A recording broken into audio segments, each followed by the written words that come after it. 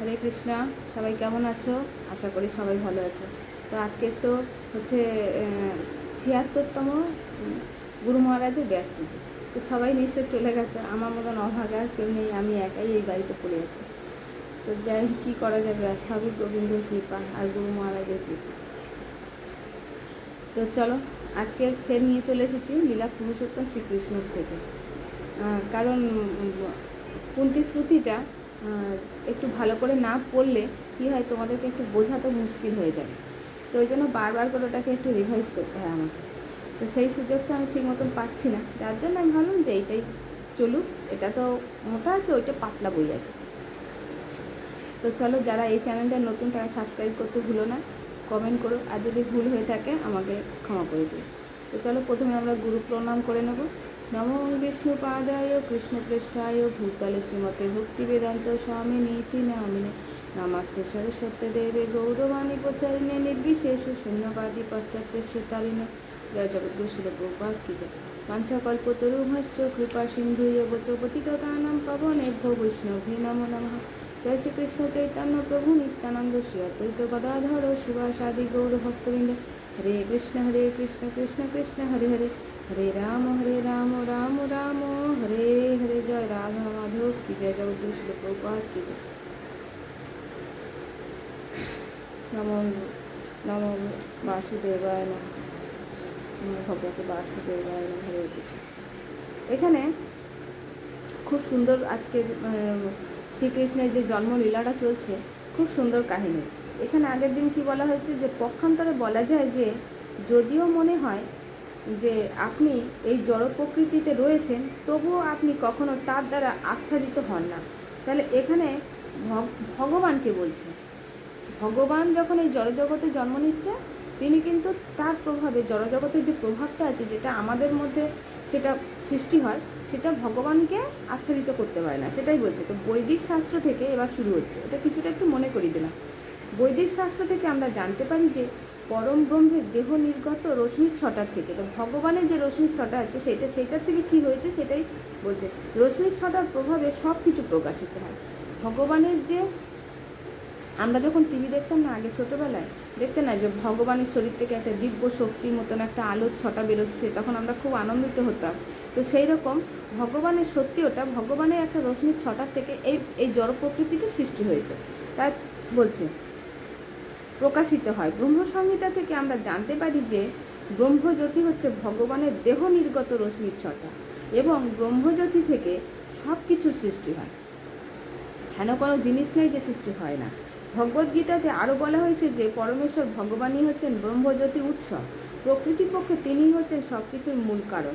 কিন্তু অল্পবুদ্ধি সম্পন্ন মানুষেরা মনে করে যে পরমেশ্বর ভগবান যখন এই জড়জগতে আবির্ভূত হন, তখন তিনি জড়গুণের দ্বারা প্রভাবিত হয়ে পড়েন। কারা মনে করছে? নির্বিশেষবাদীরা, মানে আমরাও মনে করি যে এই জিনিসগুলো ভগবানের মধ্যে হয়, তাহলে কেন আমি ভগবানের কথা শুনবো বা ভগবানের কেন চিন্তা করব। তো কাল একটা ভিডিওতে, একটা ছোট্ট একটা ভিডিও এক মাতাজি শুনছিলাম, তো উনি বলছিল আমরা ভগবানের কাছে যেতে পারি না কেন, ভগবানের কথা কেন শ্রবণ করতে পারি না।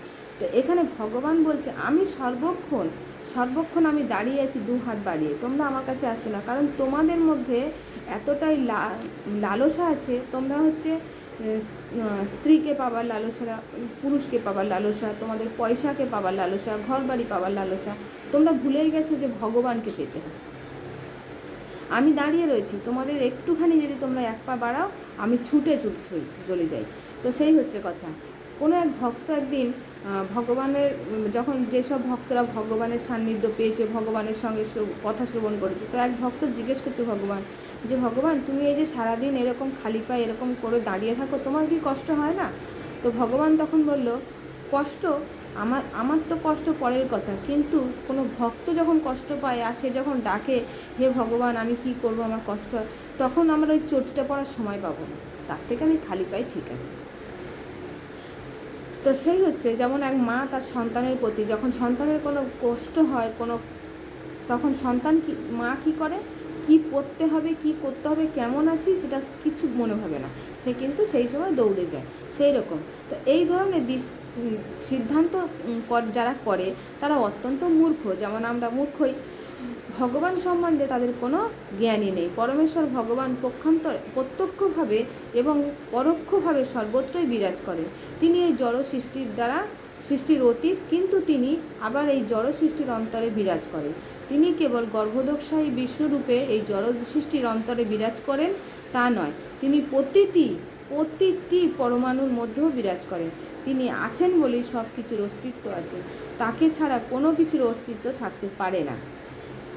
বৈদিক শাস্ত্রে আমরা দেখতে পাই যে পরমাত্মা থেকে স্বতন্ত্র হয়ে কোনো কিছুরই অস্তিত্ব নেই, তাই এই জড় প্রকৃতিও তারই শক্তির প্রকাশ। এই জড় পদার্থ এবং চিন্ময় আত্মা উভয়ই তার থেকে উদ্ভূত হয়েছে। মূর্খ লোকেরাই কেবল মনে করে যে পরমেশ্বর ভগবান যখন আবির্ভূত হন তখন তিনি জড় প্রকৃতির দ্বারা প্রভাবিত হন। তিনি এই জড় শরীর গ্রহণ করেছেন বলে মনে হলেও তিনি কখনো জড় প্রকৃতির অধীন হন না। শ্রীকৃষ্ণ তাই আবির্ভূত হয়ে পরমেশ্বর ভগবানের আবির্ভাব এবং অপ্রকট সম্বন্ধীয় সব কটি ভ্রান্ত মতবাদকে পরাস্ত করলেন। হে প্রভু, আপনার আবির্ভাব অবস্থান এবং অপ্রকট কে বলছেন? হে প্রভু, আপনার আবির্ভাব বসুদেব বলছেন, যখন তার সন্তানকে মায়ের গর্ভে রয়েছে, কিন্তু মায়ের গর্ভে সন্তান রয়েছে, কিন্তু তাও সত্ত্বেও বসুদেব বাইরে দেখতে পাচ্ছে ভগবানের চতুর্ভুজ রূপ।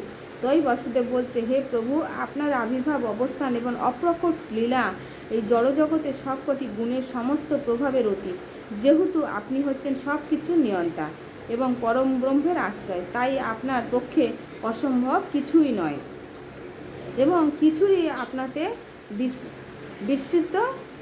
বিসদৃশ্য নয়। একজন সরকারি কর্মচারী যেমন রাষ্ট্রপ্রধানের অধীন কাজ করেন, জড় প্রকৃতিও ঠিক তেমনি আপনার তত্ত্বাবধানে কাজ করেন। তাই আপনার পক্ষে কারো অধীনস্থ হওয়ার কোনো প্রশ্নই ওঠে না। পরম ব্রহ্ম সব কিছুরই আপনাকে আশ্রয় করে আছে এবং জড় প্রকৃতির সমস্ত কার্যকলাপ আপনার দ্বারাই নিয়ন্ত্রিত হচ্ছে। যেমন আমাদের এই জড়জগতের নিয়ন্ত্রণটা কে করেন? দশভুজা কে আছে? দশভুজা মা দুর্গা। তো ওনার নিয়ন্ত্রিত, ওনার কী বলা হয়, উনি হচ্ছে আমাদের মন্ত্রী আর কি। যেমন আমাদের প্রধানমন্ত্রী দেশে মুখ্যমন্ত্রী, সেমনি হচ্ছে আমাদের এই জড় প্রকৃতির মন্ত্রী হচ্ছে দশভুজা মা দুর্গা।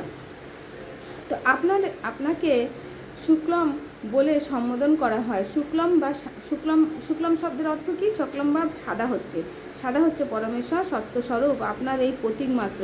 তো ভগবানকে দেখবে যখন তোমরা সব রকম কালারের ড্রেস পরো, কেমন লাগে জানি না।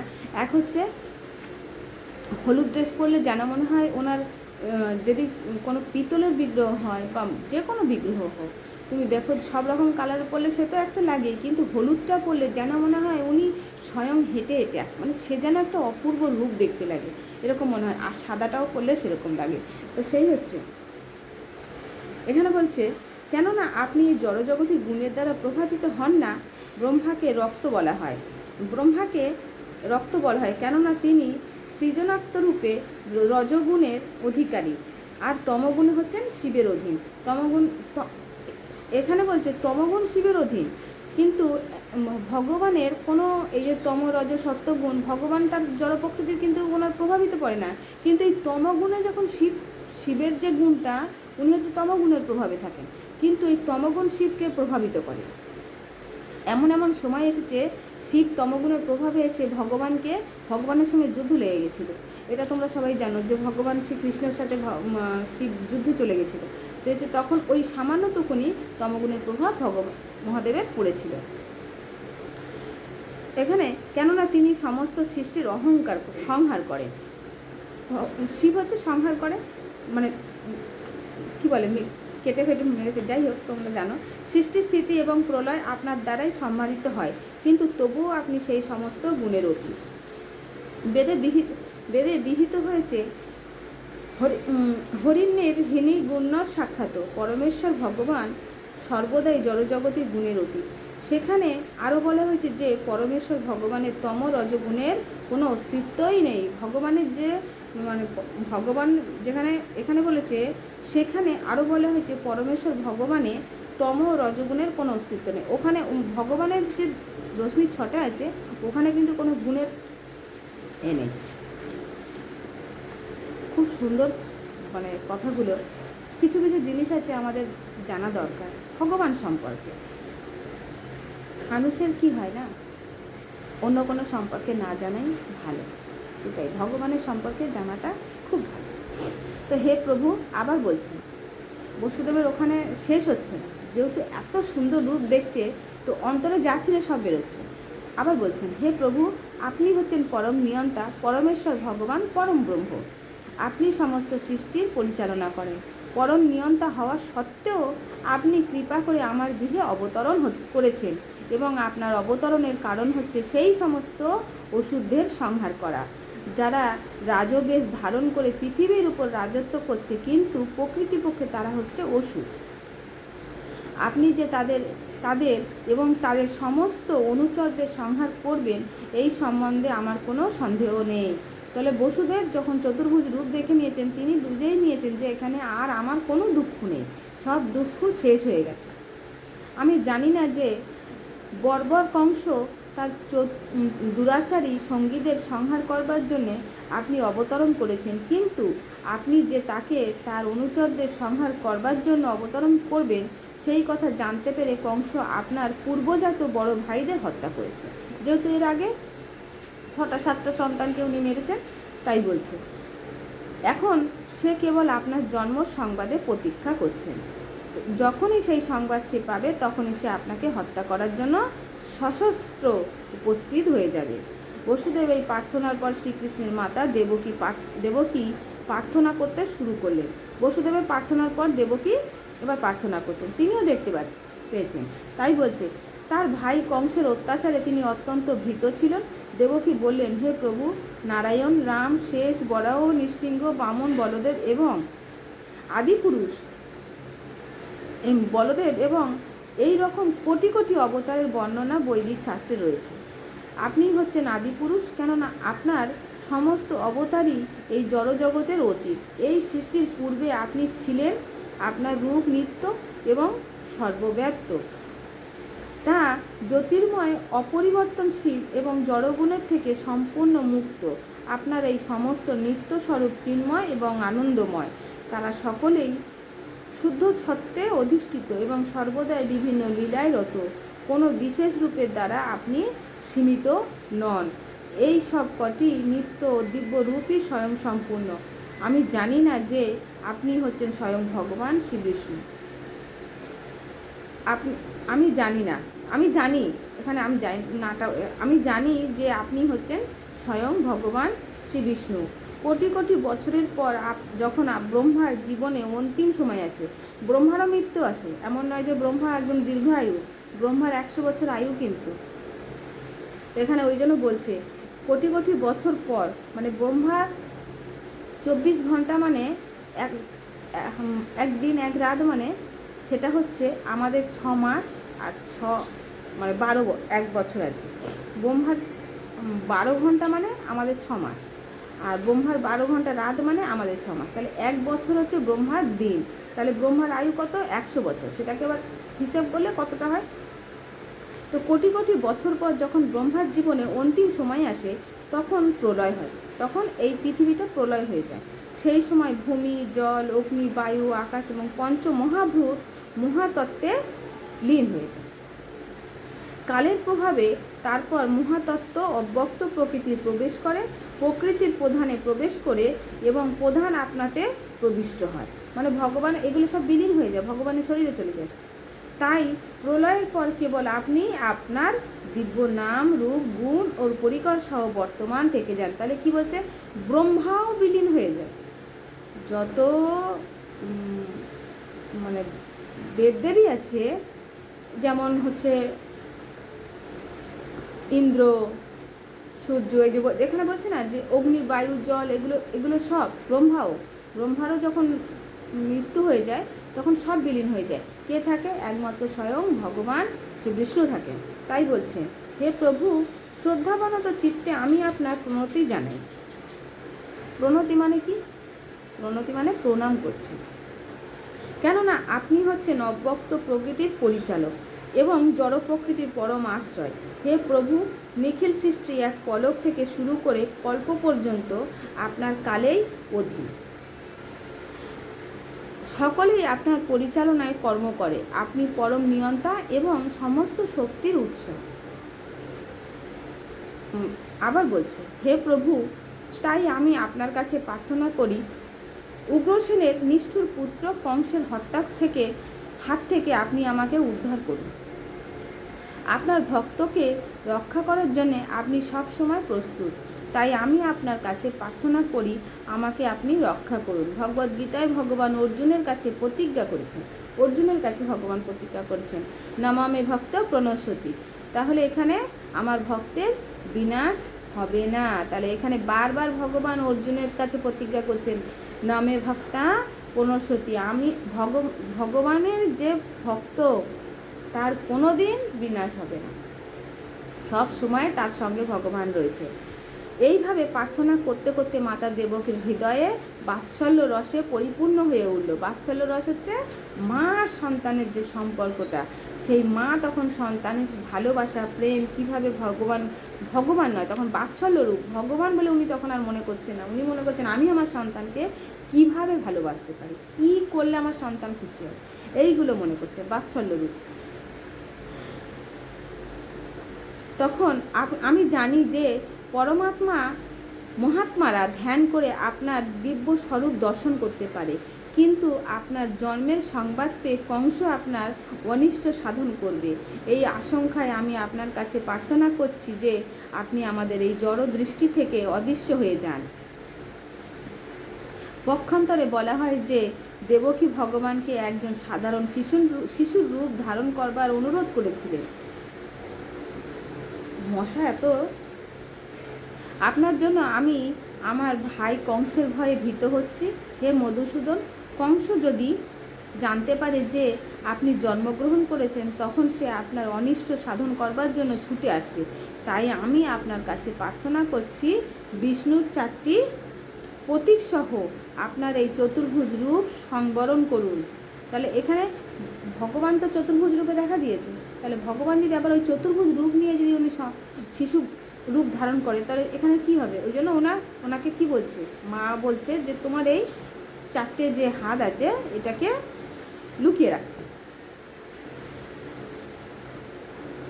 কোথায় চলে গেল? সংহার খুঁজে পাই না, করুন, সংবরণ করুন। হে প্রভু, প্রলয়ের পর আপনি সমস্ত ব্রহ্মাণ্ডে আপনার গর্ভে ধারণ করেন, আর সেই আপনি আপনার অহৈতুক কৃপার প্রভাবে আমার গর্ভে আবির্ভূত হয়েছেন। আপনি যে আপনার ভক্তকে আনন্দ দান করার জন্য একজন সাধারণ মানুষের মতো লীলাবিলাস করেন, এতে আমি অত্যন্ত আশ্চর্য হয়ে গেছি। দেবকী প্রার্থনা শুনে ভগবান বললেন, হে মাতা, স্বয়ম্ভু মনুর সময় আমার পিতা বসুদেব সুতপা নামে একজন প্রজাপতি ছিলেন। স্বয়ম্ভু মনু হচ্ছে ব্রহ্মা সৃষ্টি করেছিলেন এই পৃথিবী সৃষ্টি করার জন্য। একটা পিতার দ্বারা একটা সন্তান জন্ম কটা দিতে পারবে? ভগবান তার ব্রহ্মা সৃষ্টি করেছেন, কিন্তু ব্রহ্মাকে বলেছেন এমন কিছু চতুষ্কুমারকে উনি সৃষ্টি করেছেন। কিন্তু যখন স্বয়ম্ভু আর মনু, যখন একটা স্বামী স্ত্রী যদি না সম্পর্ক হবে, তাহলে এই পৃথিবী কীভাবে আসবে? তো সেই জন্য উনি বলছেন যে স্বয়ম্ভু মনুর সময় আমার পিতা বসুদেব সুতপা নামে, এখন যিনি পিতা আছেন উনি স্বয়ম্ভু মনুর যখন জন্ম হয়েছিল তখন উনি সুতপা হয়েছিলেন। তাই বলছে সুতপা নামে একজন প্রজাপতি ছিলেন। উনি সেই যুগে স্বয়ম্ভু মনুর যখন জন্ম দিয়েছিল, সেই যুগে উনি সুতপা হয়ে জন্ম নিয়েছিলেন, প্রজাপতি ছিলেন, আর আপনি ছিলেন তার পত্নী। এবার বলছেন ভগবানকে পেতে গেলে, এই যে আমরা বলি না, মানে গুরু মহারাজরা বলে যে কিছুটা স্বীকৃতি করলে তবে ভগবানের আমরা গ্রন্থ পাঠ করতে পারি, ভগবানের কথা কানে শ্রবণ করতে পারে। সবাই কি পারে? সবাই পারে। যেই সময় তুমি গ্রন্থ পাঠ করছো, যেই সময় উঠে তুমি ভগবানের সেবা করছো, সেই সময় কিছু মানুষ অন্য কাজ করছে। তো সেটাই হচ্ছে, তাই বলছে যখন আপনি তার পত্নী ছিলেন, আপনার নাম ছিল, মায়ের নাম ছিল, মানে ওদিকে ছিল সুতপা, বাবার নাম ছিল সুতপা, বসুদেবের নাম ছিল সুতপা, আর মায়ের নাম ছিল কৃষ্ণী। তো সেই সময় ব্রহ্মা প্রজা বৃদ্ধি করবার আশঙ্কায় আপনার সন্তান উৎপাদন করতে অনুরোধ করেন। তখন আপনারা আপনাদের ইন্দ্রিয় সংযম করে কঠোর তপস্যা করছিলেন। যেহেতু ব্রহ্মার সন্তান প্রজাপতি হয়েছিল, তো যখন ব্রহ্মা বলেছিলেন যে আপনারা সন্তানকে জন্ম দেন এই পৃথিবীতে আনার জন্য, তখন ওনারা সন্তানকে পাওয়ার জন্য ওনারা তপস্যা করছেন। তো প্রাণায়াম করে আপনি এবং আপনার প্রতি জড় প্রকৃতির সমস্ত নিয়মগুলি সহন করেন। জড় প্রকৃতির যত নিয়ম আছে ওদের ওই নিয়মটা, ওদের কোনো কিছু যাবে না।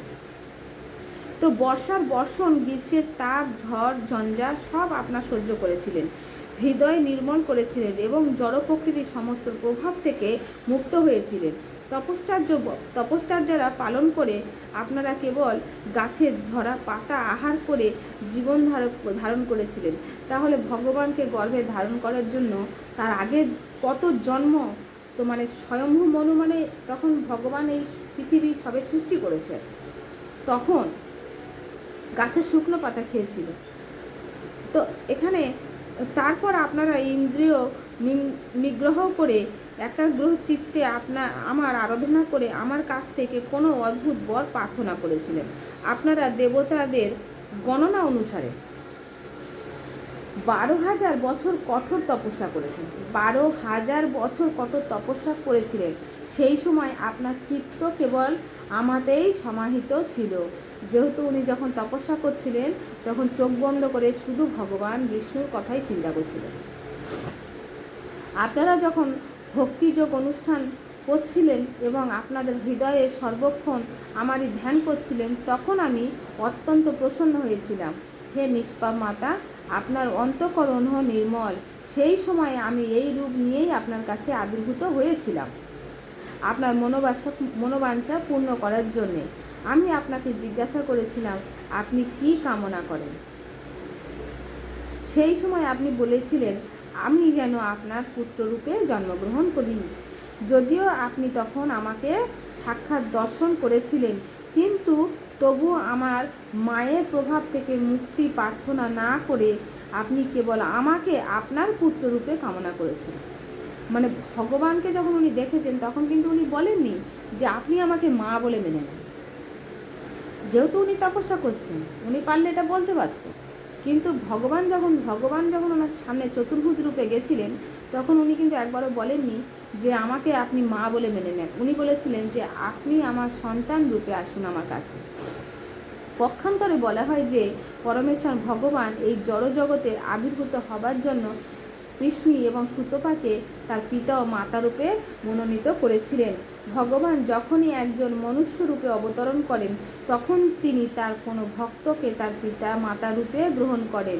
তাই সবাই ভগবানের মা বাবা হতে পারে না। অনেক কঠোর তপস্যা করলেই তবে ভগবানকে পাওয়া যায়। তাই তিনি কৃষ্ণ ও সুতপাকে তার মাতা এবং পিতারূপে গ্রহণ করেছিলেন। সেই জন্যই কৃষ্ণ ও সুতপা মুক্তি প্রার্থনা করেননি। ভগবানের চিন্ময় সেবার কাছে মুক্তি অত্যন্ত নগণ্য, ছোট্ট, মুক্তি চাইনি।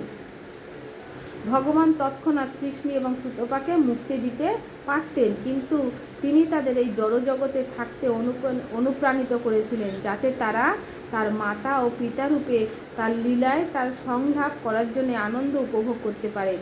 সেই বিষয়ে পরবর্তী শ্লোকে ব্যাখ্যা করা হবে। ভগবানের কাছ থেকে তার মাতা ও পিতা হওয়ার বল লাভ করে কৃষ্ণ ও সুতপা তাদের তপশ্চর্য সমাপ্ত করে ভগবানকে তাদের পুত্ররূপে লাভ করার জন্য পতি ও পত্নী রূপে বসবাস করতে লাগলেন। এই অবধি থাক, অনেকটাই বড় হয়ে যাচ্ছে, থাক। ছোট ছোট করে দিলে কি হয়, সুবিধে হয়। তো তোমরা সবাই মনোযোগ সহকারে শ্রবণ করো, কেন এগুলো আমাদেরকে জানা দরকার।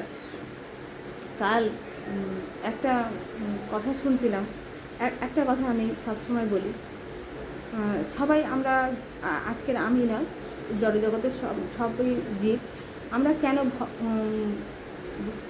রাধাকৃষ্ণের সেবা করি না? আমরা শিবের সেবা করি, আমরা মা কালীর সেবা করি, আমরা দুর্গার সেবা করি, আমরা যত দেবদেবী আছে সবার সেবা করি। আর মৃত্যুর সময় কে যায় আমাদের সঙ্গে? আমরা কি বলি কালী কালী? এক গুরু মহারাজ আমাদেরকে বলছিলেন সেদিনকে, বলে আমরা যখন এই ভগবান কৃষ্ণের সেবা করতে আসিনি তখন আমরা অনেক দেবদেবীর পুজো করেছি, কিন্তু যখন মৃত্যু হয় তখন কি আমাদের চোখে বেলপাতা দেয়? যে আমরা ভোলা বাবা জয় ভোলা বাবা জয় ভোলা বাবা করতে থাকি, তখন কি আমাদের চোখে বেলপাতা দেয়? বলে জয় ভোলা বাবা বলতে বলতে কি শ্মশানে যায়? যায় না। তখন আমাদের চোখে কি দেয়? তুলসী পাতা দেয়। যেই ভগবানের চরণ ছুঁয়ে মা গঙ্গার জন্ম হয়েছে সেই গঙ্গার জল দেয়। যেই গঙ্গাকে ভগবান ভোলানাথ মাথায় ধারণ করে রেখেছেন সেই গঙ্গাকে তুলসী পাতা দেয়। যাওয়ার সময় কি বলে?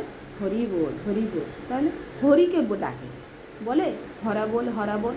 হরা মানে কি? শিব। শিবকে বলে ডাকে তারা বল তারা বল। কেউ কি বলে? তাহলে তাহলে কেন আমরা রাধাকৃষ্ণ সেবা করব না? কেন আমরা ভগবানের সান্নিধ্য যাব না?